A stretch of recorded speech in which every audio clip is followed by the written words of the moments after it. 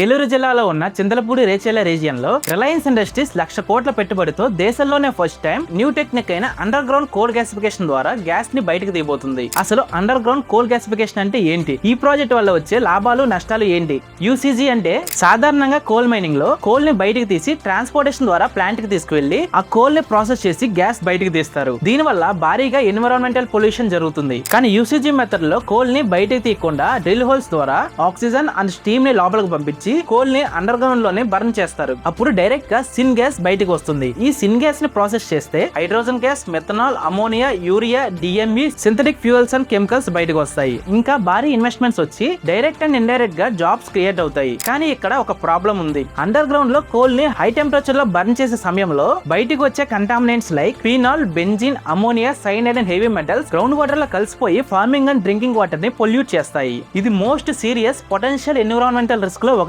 ఇంకా coal gasification జరిగిన తర్వాత భూమి లోపల ఖాళీ ఏర్పడుతుంది. ఆ ఖాళీగా ఉన్న ఏరియా స్టెబిలిటీని కోల్పోతే ఆ భూమి లోపలికి కుంగిపోయి నేచురల్ డిజాస్టర్స్ కి దారితీస్తుంది. ఈ చింతలపూడి సెక్టార్ లో పట్టాయిగూడెం, నామవరం, గుడిపదుకం, వెంకటాద్రిగూడెం, వెంకటాపురం, లక్ష్మీ నరసింహాపురం, శెట్టివారిగూడెం ఈ 7 విలేజెస్ లిస్ట్ అయ్యాయి. ప్రతి కాయిన్ కి 2 సైడ్స్ ఉంటాయి, గుడ్ అండ్ బ్యాడ్. చింతలపూడి ప్రాంతం డెవలప్ అవుతుంది, కానీ దాని వల్ల జరిగే నష్టం కూడా అలాగే ఉంటుంది. ఇన్ఫర్మేషన్ నచ్చితే లైక్ చేసి మరిన్ని ఇన్ఫర్మేటివ్ అండ్ ఇంట్రెస్టింగ్ ఫ్యాక్ట్స్ కోసం డూ సబ్స్క్రైబ్.